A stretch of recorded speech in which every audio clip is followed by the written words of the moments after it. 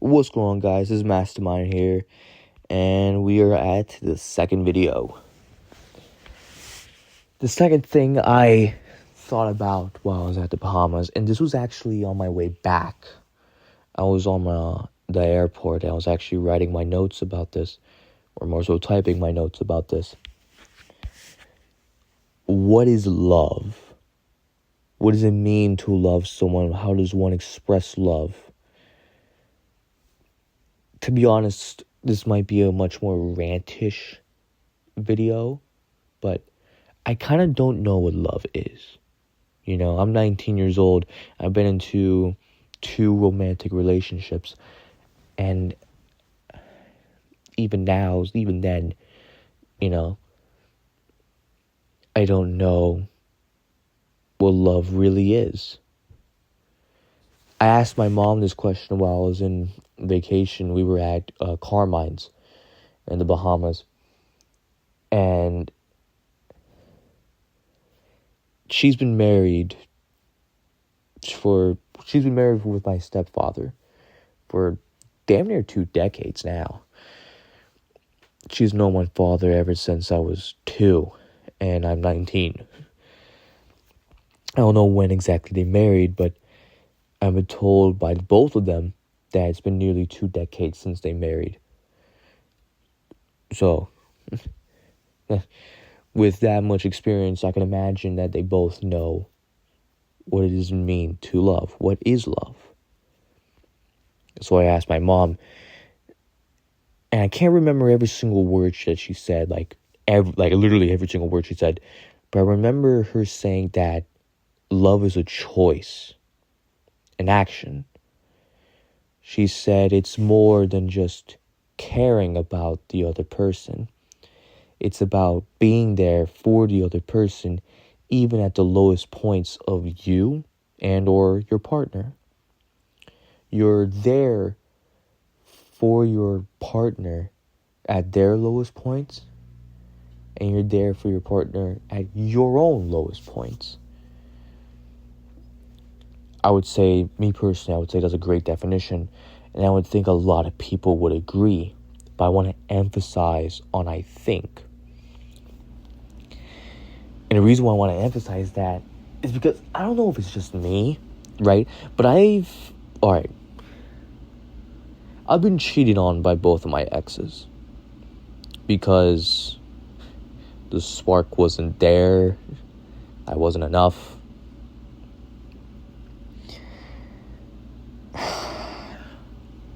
It's been a while now since, those times.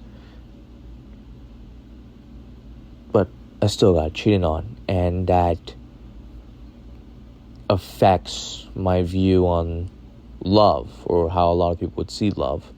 I've heard stories from some of my boys and from strangers online. I've read stories from strangers online, how girls and guys, but from what I've mostly seen is the girls, and I guess that could be because I'm a guy and whatnot, but still, regardless, people cheating on their partner for the same reasons. So the spark wasn't there enough, that their partners just wasn't enough for them anymore,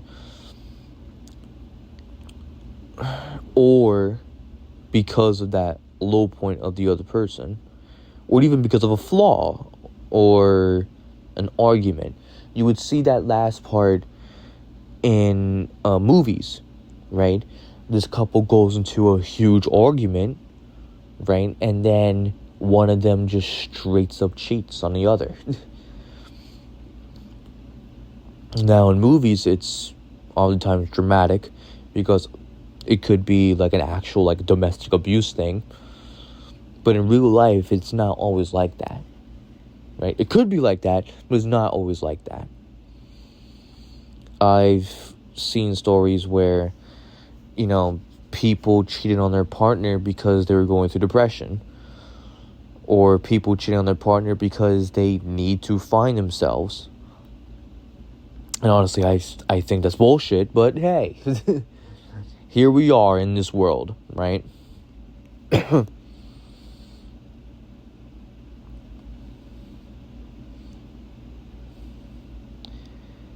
I see these kind of things. I see these stories. I hear these stories. And I think, how true is that definition? That was my first thought. How true is that definition? Is love just a feeling? Because feelings come and go. You know what I'm saying? Feelings come and go. And at that point, you might as well just assume that a relationship is over in a few months. Right? Might as well just assume that every argument you get with your partner just doesn't love you anymore. Right? And you need to reignite that quote-unquote spark.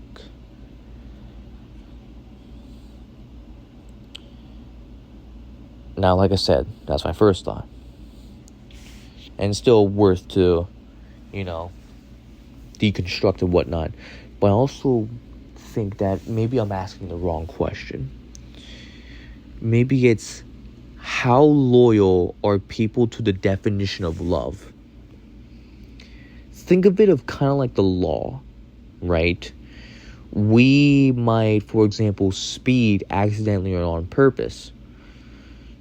And so here's the question: how loyal are you to the law? If you're focused on following the law, then you're loyal. You're not gonna, purposely speed, right? And heck, you might not speed at all because you're that focused.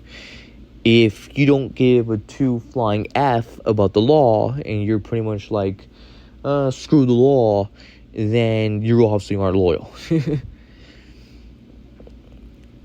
Now, one thing I would like to say or throw in is the fact that you can't accidentally cheat on your partner. I've seen a story like that online where someone said they accidentally cheated on their partner. How do you accidentally cheat on your partner? Like, I'm not gonna lie with you, gang. If that is, like, out of all the excuses, you're gonna say how do you accidentally, like, I don't know, kiss someone? How does that happen? Well, do you just kiss everybody you know? Like what? You accidentally kiss them. How do you accidentally... For a lot of these people, when it comes to cheating, it's a lot of, like, physical romance, especially sex.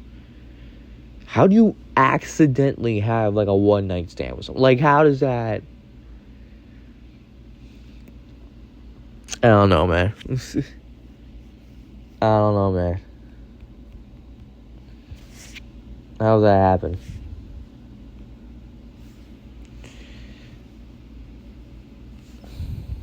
Anyways, I think people aren't loyal to what love really is. I would say that we live in a generation of lust. I would think that my generation, Gen Z, and heck, a lot of millennials, and it could be possible the generation after me, Gen Alpha, confuse lust with love. And overall, we're a lustful people. Many think love at first sight is actual love. But like my father told me, that's just lust. That kind of concept is only shown in movies. Right? The love at first sight thing is a fictional concept. It is not actual love. Right? If you like someone from their looks alone and wish to have them all to you, you are literally doing the definition of lusting over them. Right? We can take it to the extreme. If I look at a girl and I think, oh, she has, curves, we could say. I think I want to smash her. I'm literally lusting over her. Right, to the extreme. Now, I would say that there's also a minute version of this, right? Because can lust be used to start off a relationship? Sure, but if we're going to the example I just used, it's probably not that long. It's not going to be a healthy one, that's for sure, right? Because it's one-sided. It's completely one-sided. It's the definition of one-sided. Plus a terrible foundation. no, like I said, I think a degree of lust can be used properly. If I were to look at a girl and be like, oh, she's pretty, I think I want to get to know her and whatnot, and, I think I want to be in a relationship with her, then I would say then that's fine. That amount of lust is just fine. And then, maybe I shoot my shot and say my shot works. We sort of as friends, or in that what a lot of people call the talking stage, right? We get to know each other, and then if we both, want to level up our relationship, we actually get into an actual romantic relationship. But that level of lust is just enough. If we go any over, it's just like, it's pretty much a relationship that's done in days, pure lustful relationship, because I obviously don't care about her, right? If I only care about her curves and doing the one night, then all I care is just doing the one night, right? That's all I care about. I don't care about her. I don't care about what she does. I don't care about anything about her other than doing the one night with her, because she has the curves. There's a huge difference between the two. You know what I'm saying? Now, how does one express love? I remember in my second relationship, I remember being asked this question by my girl, and I found this chart of ways people express love. It's called love languages. There's physical touch. Well, my throat is dry. We're getting dry. Physical touch, words of affirmations, quality time, receiving gifts, and acts of service. I remember taking this kind of test to see what my love language was. And it was, I think, quality time, if I remember right. I think this is kind of stupid. I think it's kind of stupid. You don't love people the same, right? Even if that was my primary love language, you don't love people the same. I don't love my girlfriend the same as I love my mom. I don't love my mom the same as I love, one of my boys. You love people differently. It's definitely a good way to understand what makes you feel loved, because in the test you have to say what makes you feel loved and how you try to make others feel loved. But it shouldn't be your number one way in figuring out how you love everybody, how you love just in general, right? I think this also goes hand in hand with a rule book question. Does loving someone have a rule book? There's no set rule book, right? And how you love someone. Or at least I don't think so. No one nor anyone can say to you, this is how you love someone. And if you don't do it, then odds are you don't love them. How you love is dependent on the person you're expressing it to and who you are.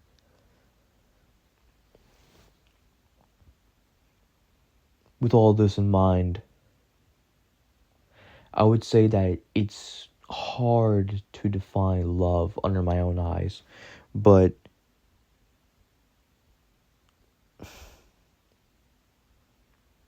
yeah, it's hard to define it because I don't really know who I am. I'm 19 years old. I don't really know who I am.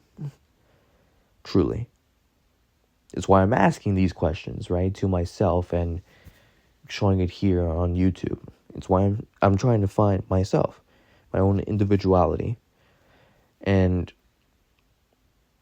I don't know how I express my love to certain people.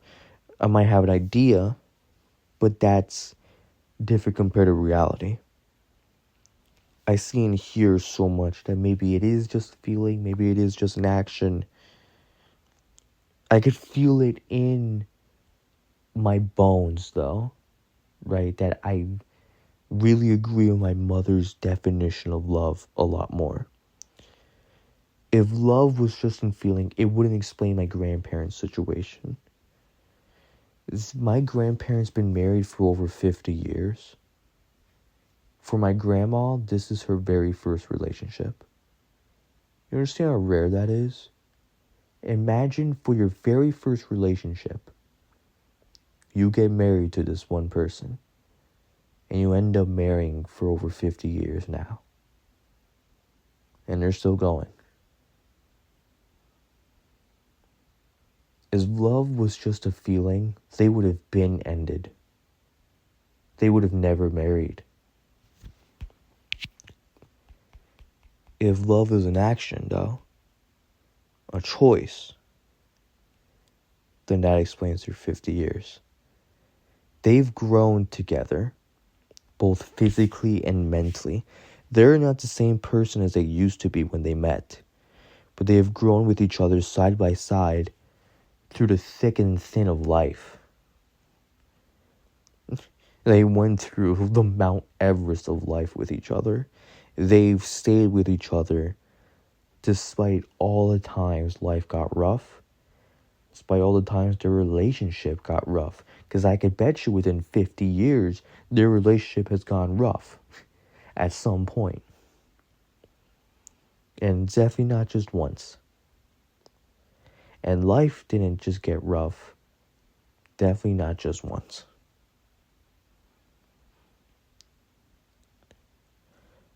Maybe love is the strength of the bond between two people.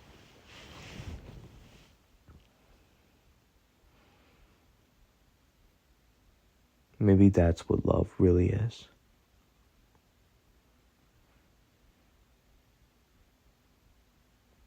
Maybe love really is just the strength of the bond between two people. Because if it was just a bond, then you might as well consider every friendship, romantic love. You might as well consider every friendship you have the same love as, your relationship with your girlfriend, Your friends are apparently now your partner now.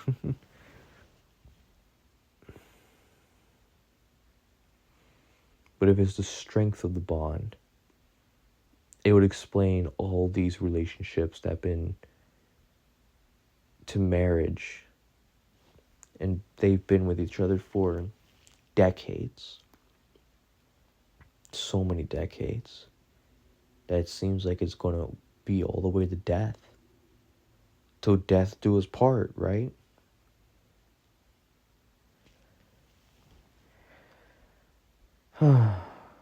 Anyways, I'm done. If you like this video, then please leave a like down below. And as I said in the previous video, if you have any suggestions what I should talk about, then leave it down in the comments below. If you're interested in seeing more content, or more so hearing more content about this philosophical kind of idea, then please hit the subscribe button down below. There's not really a set time of when I post, just know I post. And once again, thanks for watching. Bye-bye.